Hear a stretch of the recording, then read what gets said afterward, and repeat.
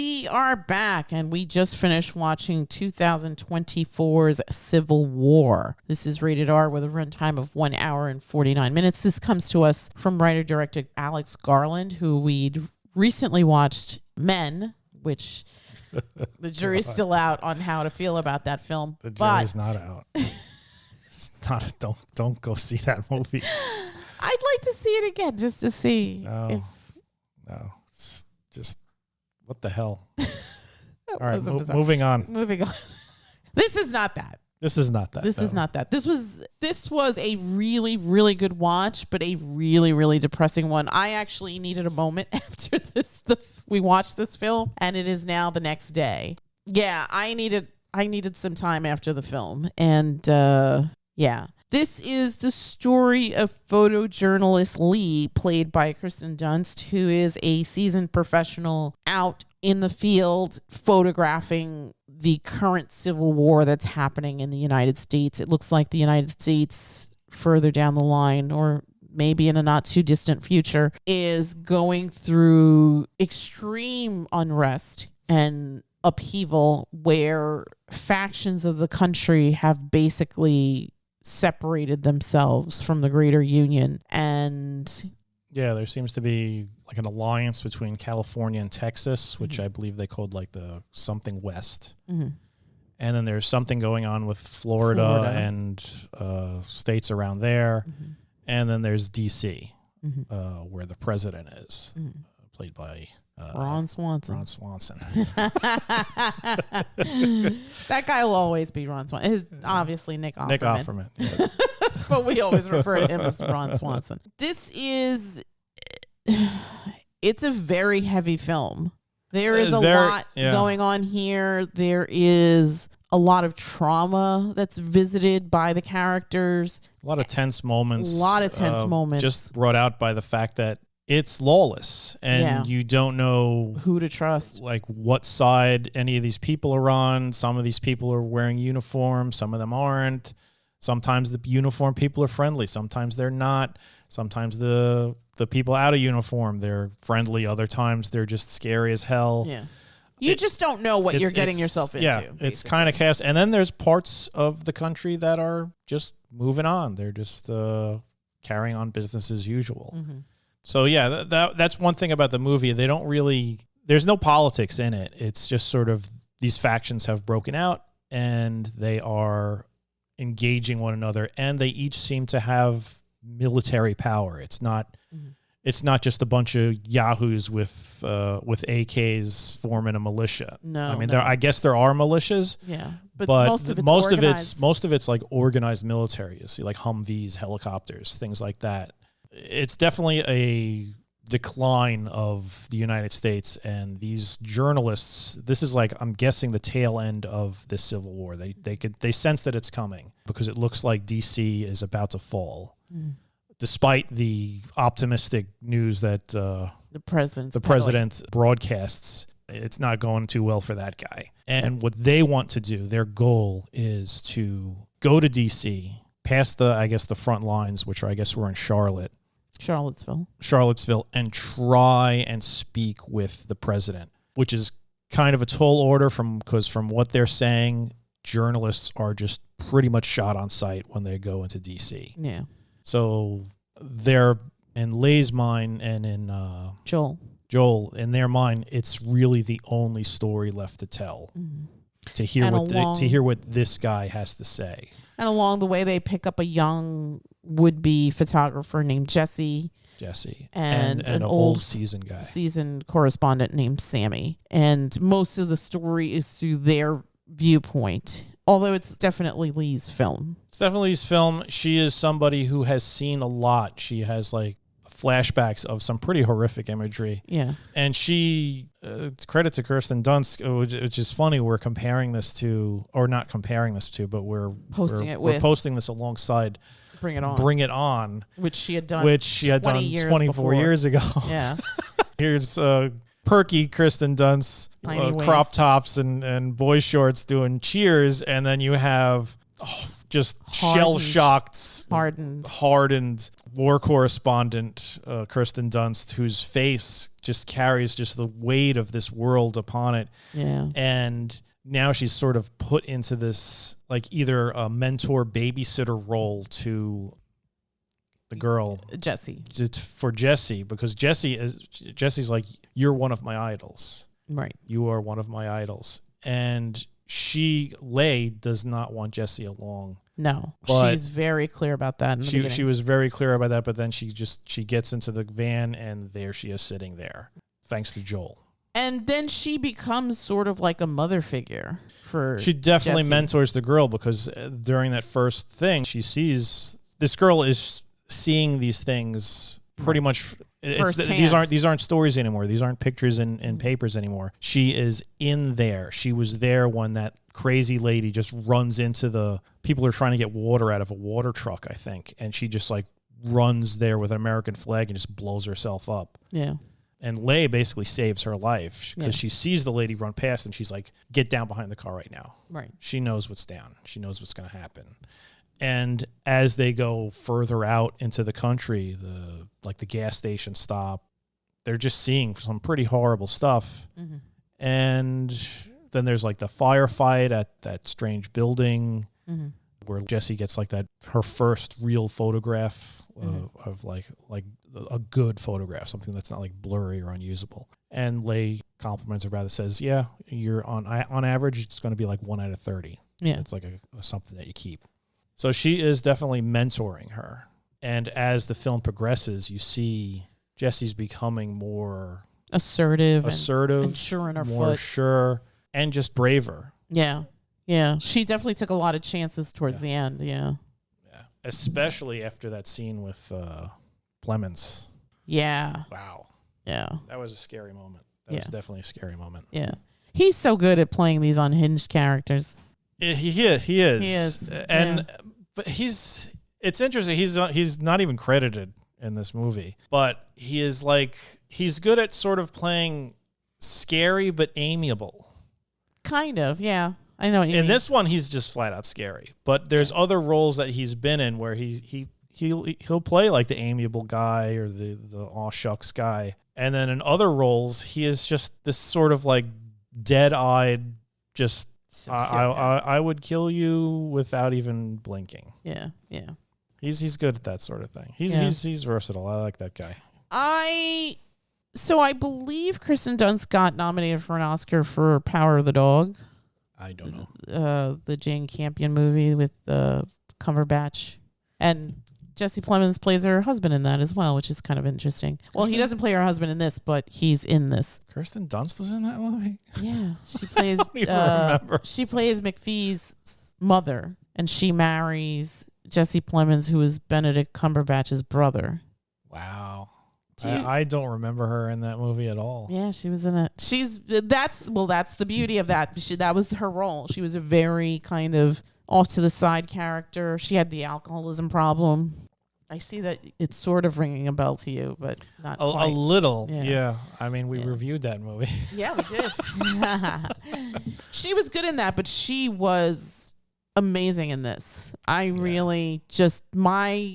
It's funny. Alex Garland has a really good way of getting you to like people or just being behind certain characters. And it's like, I'm heavily invested in this story. I'm heavily invested in the outcome of what happens to this character. And this was no different. And I feel like he's very good at that. I mean, I know you didn't like Men, but there were times where I was like, I can't watch this anymore because I don't know what's going to happen. And I really don't want anything happening to Jessie Buckley. Well, it wasn't the characters that bothered me about Men. It was just the story, that crazy as shit ending. Yeah, that was just. Yeah, because it became kind of like a completely different film. But whatever. Yeah, like I too was worried for her in that movie. Yes, thank you. But I was not expecting what I saw. All right, well, let's Ex Machina. We were concerned for Donald Gleason. Yes, I agree with you. He does just a masterful job creating characters that you do care for, and they're not just one-dimensional. They're very complex, deep characters where they have their flaws, but you're still interested in seeing their outcomes and their welfare. And Colin Farrell in Bruges. Exactly. Yeah. Yeah. Yeah. I have to preface this by saying that I don't feel like this movie's for everybody. They don't really mention politics, but I think that people may look at this and have strong opinions about things after. I think from what I read, that was probably the big complaint, that they were like, oh, he didn't have the guts to go all the way and say what he wanted to say. Mm-hmm. I don't think that was the point. That wasn't the point. Yeah, that really wasn't the entire point. So as far as politics go, it's ambiguous enough where you could sort of decide, okay, well, the president's a stand-in for Trump or Biden or whatever. Mm-hmm. And the alliance is between California and Texas. It's which California and which Texas are we talking about now? Right. So you never really get this whole sense if it's like right wing versus left wing. It's just something happened where I guess people just got fed up, or states got fed up, and we're just like, we can't tolerate this anymore. It was because of, I guess, what the president had done, because they were saying that he managed to get himself a third term, which is not how it's supposed to work. Not a good sign. And also, apparently, he was just bombing citizens. Yeah. So, yeah, the president was... that's probably the only thing you get, that the president was clearly the bad guy in this, or a bad guy, because especially the way the finale that you get. Right. Well, also the military, right? Because there was that sequence where they grab those military guys and they just shoot them towards the beginning. But what military? I'm assuming we don't know. That's another thing. Everybody, we were even towards the end. They said the military surrendered, but we were with a military too. But I think that, like what you were saying, that these aren't like militias. They're really every side had its own military, so you can't really say the military. I'm assuming DC military is the military that because they were like the last holdouts. Right. Yeah. So whatever military was representative of the president. Yeah. But that's one of the ambiguous things about the movie, is you don't know what military you're even with. Mm-hmm. There's no, when they're out there, it's either people are bad or people are good. Yeah. And it seems irrelevant as to what side they're on, because sometimes we just have no idea what side people are on. Right. Either people are trying to help you or people are trying to kill you. Right. I don't know that I completely believe that people are bad or people are good. I feel like people are, in this world anyway, out for their own self-interest. And I think that's exactly true. The people just wanted to survive. Fair. And I think like when they go into that town where it felt like everything was kind of in like a time warp, it seemed like they were like, oh, this can't be real. And then Sammy's like, look up, but don't be obvious. And then you see the snipers, and it's like, okay. Yeah, I think people are aware of what's going on, but some areas just don't have to deal with it. And that's honestly that's like one of the things about this country that a lot of people probably don't quite get, especially if you're looking at it from the outside. From outside, America is gigantic. It is freaking gigantic. You could fit a dozen countries in our geographical landmass. Right. So, and there were times where they were driving where it's just wilderness, wide open space. Yeah. They were driving through literally wilderness. Yeah. And you sort of get from an outside view, you sort of get this impression that it's like California, New York, some sort of deserty area that stands in for Texas, and then there's like farmland. Yeah. And Florida, I guess. Yeah, and Florida. And you imagine, you could probably just like walk from one area. No. Yeah. It is, America's gigantic. So it's easily understandable that you could have places where, and the characters even mention this. Where are you from? Missouri. Oh, what are your parents thinking about this? They're just living their life. Yeah. People in Colorado just living their life. They're just pretending this is not going on. Mm. That is easy to explain, because you can be in a country at war and of this size and just have it never affect your life. Mm-hmm. I mean, even in smaller countries, it's like, oh yeah, all this terrible stuff is going on, and then you go to the south side of the country and people are sitting around drinking margaritas or something like that. Mm-hmm. It's people just don't understand how big this world is, or this country, yeah, this country or this planet. What were your thoughts watching the film? I mean, like the messaging, at least to me, was very bleak and very disturbing and very unsettling, to say the least. So I want to understand, like, as a viewer of this piece of storytelling, what were your thoughts watching the film? I mean, I just took the story as it was. I wasn't really making any connections to. Yeah, I mean, to me, it was clear. Like I said, he wasn't trying to make any political statements about anything. He wasn't even really making a political statement or a social statement about how things have become divided between just normal folks, which you could just go on Twitter or something like that. You'll see plenty of that garbage. So to me, I just mainly focused on the story of the journalists, that they're just sort of recording it. To me, it felt almost like for Lee, I almost felt like she thought of this as like sort of like a last hurrah for her. Not I'm using the word hurrah, but it's a terrible term.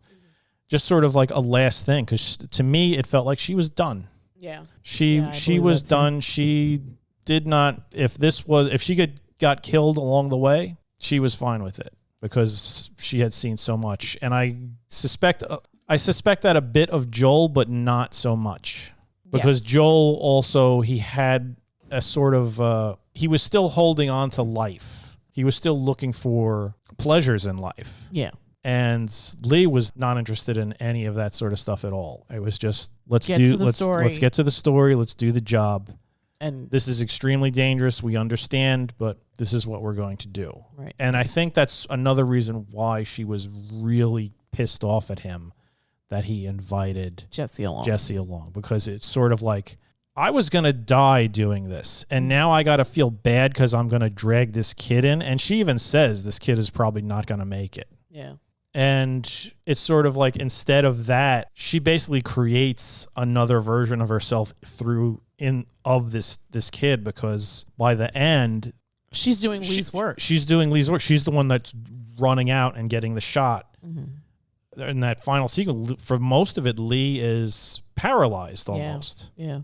It's sort of like she's got what she wants. Mm-hmm. She's there, and maybe she's not really quite ready to give it up. You give up her life for this thing? I don't know. I don't know about that. I think she was still grieving that sequence with Jessie when they meet Jesse Plemons' character, because bad stuff happens. Really bad stuff happens. Yeah. And people were murdered. And they were almost murdered as well. And yes. So there's this constant, like, am I going to live to see tomorrow? I cannot imagine what that must feel like day in and day out, having that over your head constantly. Maybe that's why she is, like, her view changes. It's not this nihilistic thing where I'm going to die doing this. Mm-hmm. I don't want to die doing this. Mm-hmm. And that's why she was, because really that was probably the first time you see her expressing that kind of emotion. Right, because before that she'd been stoic. She's like hard as nails. Yeah. I would probably say Jessie is the more of the emotional of the two, although she is picking up this skill and this business fairly rapidly. Quickly. Yeah, because by the end she is determined to be a success at this. Yeah. And that last thing, Jessie is just all business. Yeah. To the point of recklessness. Kind of, yeah. What did you think of, and I think while we were watching the film, you and I sort of broached this topic. I felt very uncomfortable with Joel and Jessie. Do you have any thoughts on that? I mean, it's pretty much stated that he brought her along because he was trying to hook up with her, which is icky, because she looked like she was 12 in the beginning. Exactly. I would say even younger. She is so ridiculously fresh-faced. You could see at the end they did a decent job. She looks weathered. She looks older. Yeah. She doesn't look like she's 11. She still looks young, but now she looks like maybe she's like 18 or pushing 20. Yeah. But even regardless, it's still icky. It's still a bit icky that Joel is, I don't know, maybe that was his ulterior motive. He never really pushes it. Mm-hmm. I mean, there's that one scene where they sort of chat in the back of the van, but he never really sort of, I could give you a couple of tips or something like that. There's nothing. Although he does insist, like, if you get scared, wake me, because it's not a big deal. It's not good to be scared alone. Scared alone, right. But, I mean, even that you could sort of brush off as, or you could interpret it either way. You could say, oh, he's trying to do that because it's just like, oh, this scared girl. That's why you take the girl to the horror movie, because then she'll jump in your lap and something spooky happens. Or it could just be, I mean, seriously, that's just experience. This is a guy who's been in some terrible spots.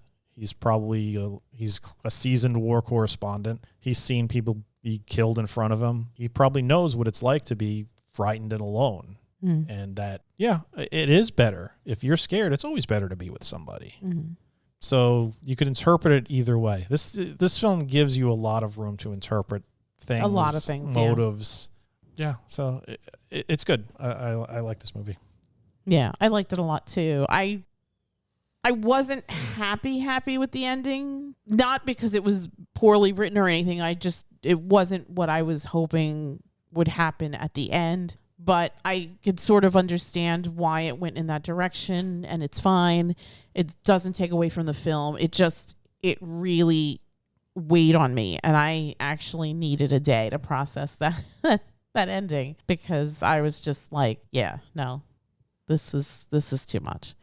Well, I could sort of see that. It didn't really affect me that much. Really? To me, this was something I kind of envisioned throughout the entire thing, that this was the culmination. This was sort of, this is what you wanted, and now you have it.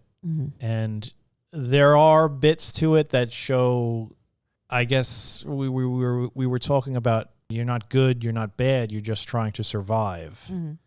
You could see sort of like people's reaction to what happens at the end in that light, that their reactions weren't good, they weren't bad, they were just surviving. They were doing what they were there to do.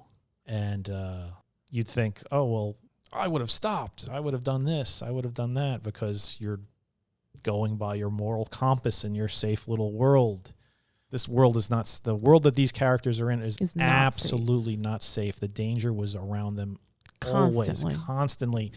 And this is what even on the empty roads. This is on the empty roads, but especially at that end point, it's sort of like, okay, we're almost there, and this is the part in the movie where 90% of the cast just gets murdered. Because we're used to seeing that. Right. It's sort of like, all right, the light at the end of the tunnel. Yeah. That's what we're used to. But so you got that adrenaline. Yeah. What did you think of the story, the idea of the country being like sort of factioned off into all these little subsets? The thing is, it's not outside of the realm of possibility. Yeah. I don't know if we're as close to that as some people would like. And I'm using that term very literally on purpose. Yeah. I do believe there are loads of people who would like to have something like that. In fact, I think those are the people who were most disappointed by this movie. Yeah. Because they were just like, this is going to be how it is. Those damn New Yorkers are going to get it. Or those Californians, or Libtards. the coastal elites, or something like that. Yeah. And they would, this is their fantasy. This is what we've been prepping for this whole damn time. Yeah. I think that. And after watching that little segment about Project 2025. Yeah. I mean, that was kind of an interesting tie-in to this. Yeah.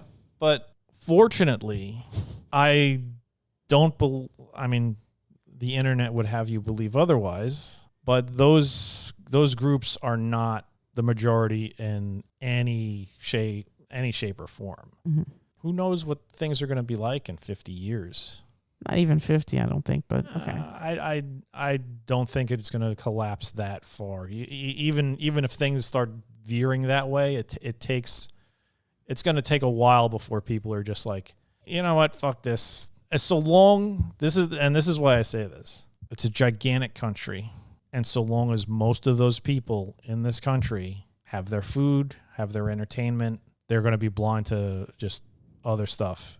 And the people that are like angry and mad, they'll either be like ignored or viewed as just like crazy people. I mean, we look at most of those people as crazy right now. Sure. But I think that kind of to what you just said, as long as people have their food and whatever, it's coming to the point where, I mean, even watching the film, everything looked very apocalyptic. I mean, they go through these roads where there's all these empty and abandoned cars. The cities aren't bustling. Didn't seem like there was much commerce happening. So, well, it was happening in that town. That little town, but it's very few and far between. And well, here's the thing. Apparently, go to Missouri, go to Colorado, go to any other state that wasn't mentioned in this movie.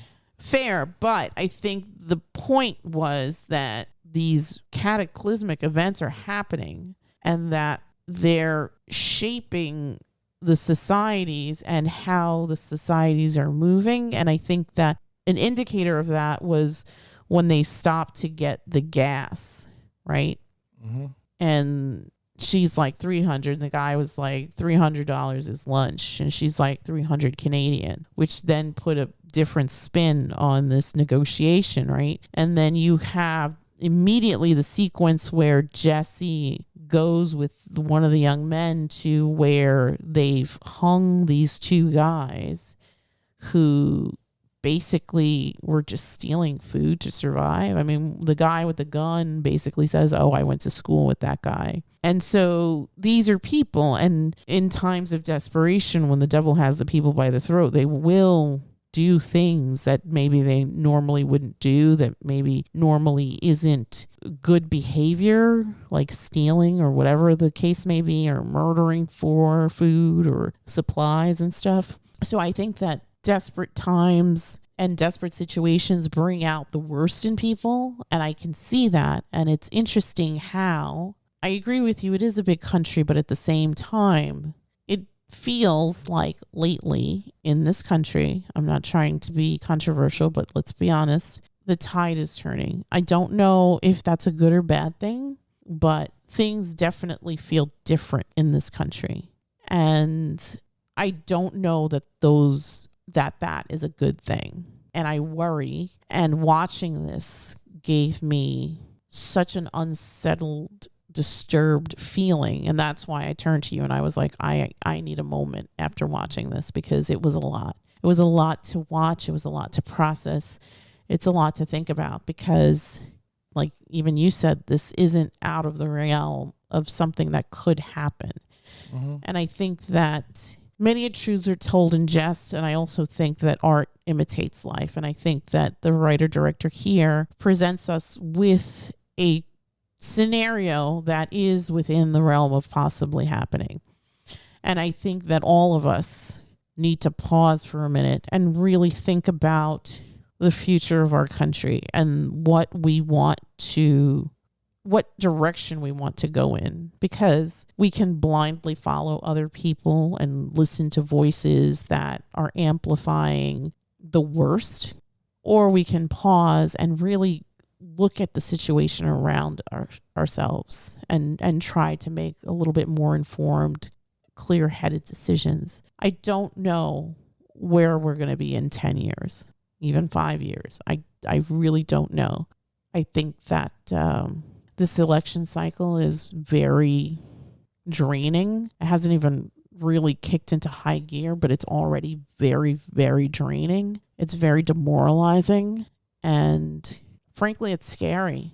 And I don't know. I don't know what to think. And I think that this movie amplified all those thoughts and fears within me. So yeah, I mean, it's superb storytelling. Kristen Dunst does such an amazing job here. She is, to your point, something that you said earlier, every emotion is etched on her face. The weight of this world she is carrying on her back. And it's in every line on her face and in every just dead-eyed stare. And she is just a master here. I mean, she's always been a decent actress in my book, but this was a transcendent performance. I think it was just heartbreaking and just a lot to think about when you really think about the context of the story and what it means and what it could potentially mean for us in this country. So having said all that, I feel like this is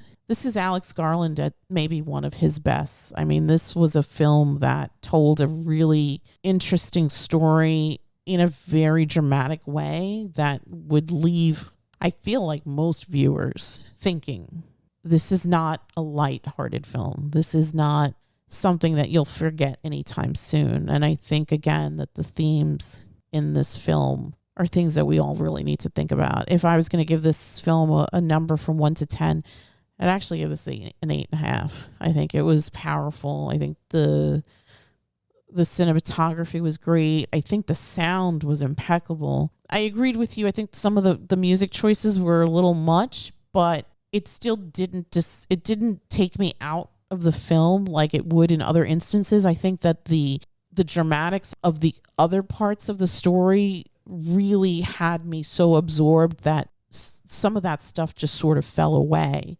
And I was just so focused on these characters and their survival. And that became the more important part of the story for me. And just how they navigate the landscape of this terrifying new world. It was something to behold. And I think that if you're a film fan, you should absolutely watch this. If you're a fan of these actors, you should absolutely, if you're a fan of Alex Garland, who is one of our most interesting screenwriters at this point, and also a really good director, you should absolutely see it. It's just, it's a lot to process. And if you deep dive, I think it almost becomes hellish to live through. What say you? 1 to 10. I would give this an 8. Yeah. I liked it. I liked the story.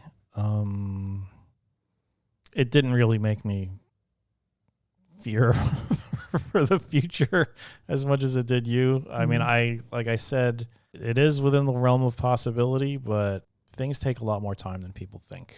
And hopefully in that time, something will come along that helps.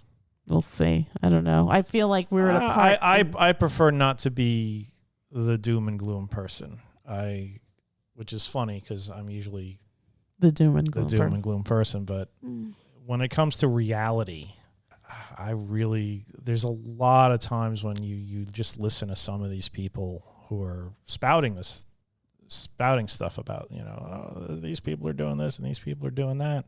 And in my mind, the only thing I can think of is you watched too many goddamn movies when you were little and you never grew up.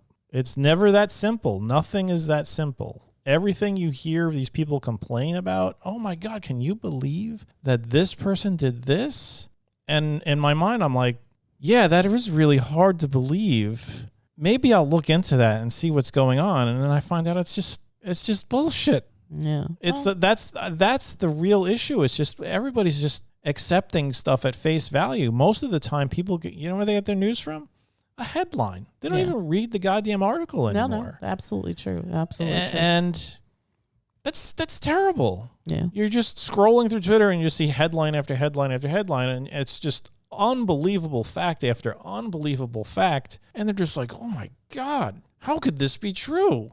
Yeah, listen to the words that just came out. How can this be true? Look, examine it, figure it out. And you'll see that if somebody or some group did something that seems just ridiculous and out of character and harmful, either they didn't do that, or part of the reason why they did do something that you don't 100% agree with is because there was some other reason to it. And I mean, honestly, that's how a lot of this, there's all this like nonsense gridlock in Congress and whatever. It's because it's like, oh, we want, it's the clean water bill. Okay, great. Everybody loves clean water. And then you look And they're like, well, these guys voted against it. And you're like, well, why did they vote against it? And there's just some other shit in there that probably shouldn't have been in there. And it's just like, then on that side, they're like, oh, well, it wasn't that bill was for some other nefarious thing. The Take Our Stoves bill or something like that. And it's just like, none of this, it's all just horse shit. You really need to just look at it yourself. That's why I'm like, I don't think this is like coming as rapidly as some people would love for it to happen. Because like I said, it's just you've watched a lot of movies. So the reason why so many conspiracy theories are so prevalent now is just because we grew up our entire lives with this stuff. It was our entertainment. Yeah, back when our parents were young, it was the commies or something like that. And now the bad guy just keeps shifting. When we grew up, it was Arabs or Russians. Who's the bad guy now? The government. As that man said in that Seinfeld episode. The government. It's always the government in movies, or the evil sheriff, or evil court, or the evil court, or the evil cops. That's just what we're growing up with now. And now it just sort of like, well, don't you remember what happened in that movie? Yeah, it was a fucking movie. Just conspiracy theories in movies. You know what's the biggest problem with conspiracy theories? They involve so many people. Just tons and tons of people. And how do you think they got all those people to be on the same page? Like the whole election fraud. Oh, they stole the election. Somehow, the doddering old man, the guy that's so senile he can't even come out of his basement, managed to mastermind Democrats, Republicans, independents to steal an election. And nobody said anything. Not one of the people in the upper up of the plan squealed. Yeah, the best plan that you could make is the plan that you make with yourself. Because once you start telling other people, they're going to just fuck that shit up. Most conspiracies are just absolute horseshit. So, yeah, for me, this movie was more about the characters than the setting they were in. The setting was an interesting one. And like I said, is it out of the realm of possibility? Absolutely not. Something like that could happen, but is it going to happen in 10 years? I highly doubt that. Maybe 50 if things just keep getting worse and worse. I don't know. I feel like there's a lot of anger, and I think it's ratcheted. There's always been anger. Fair, but not like this. Not like this. We notice it more. It's always been there. I don't think it's different. The world has changed. It's not the world that you and I grew up in. It's not that. It isn't. No, right. It absolutely isn't. Yeah. Times do change, but I don't feel like we're that old, but maybe we are. You know what? When we're older than we are now, it's going to seem a hell of a lot worse. Probably. But for what we think is absolutely horrible, the 30-year-old is probably just like, man, it's kind of bad. The 15-year-old is just like, whatever. This is the world I live in. Did you see the latest episode of Skibbity Toilet? I said, they don't give a damn. When they turn 50, then they're going to be complaining about stuff that we can't even imagine. We're going to be like 100. And we're just going to be like, devils rule the world. We're going to be so demented and hateful and scared of everything because it's just like it's not our world anymore. Right. We are already at the spot where it's not our world anymore. Right. And the more alien the world becomes, the more scary it is. The more scary and the more crazy we'll probably become. There's a reason why most people who are like screaming about doom and gloom, they're older. Mm-hmm. It's as you get older, it's the world stops being yours. And you start doing more and more bizarre stuff. It's not really a Gen X, it's just you're getting older. Yeah. When Gen Alpha is our age, they'll be screaming about random crap too. Scared of everything. And on that note, we should probably wrap it up. That note was actually supposed to be, hey, it's not that bad. It's all in your head. Or, or you could choose to just think that everything's good, the sky is falling, and it's maybe, you know what? Maybe we should just stockpile some guns. Let's just get some AKs. Yeah, get ready. Get ready for the something war. I'm sure they'll have a fancy name for it. I'm sure it'll just be a civil war. I'm sure that's too bland. It works for the last one. They're gonna give it something else. We'll see. Well, hopefully, this is just a footnote in fiction. But that was a good movie. Like I said, watch it for the performances and the emotional arcs that the characters go on. The background is background. All right. Yeah, they don't really get political. So. No, they don't. But the scenarios are pretty hardcore. Mm-hmm. All right, and on that note, we will bid you all again, this is to buy rent. I think it's still in the theaters, but it's also to buy rent on Prime. Absolutely check out 2024's masterfully done Civil War from Alex Garland, the director-writer. And that's it from us, and we will bid you all a good night. Good night.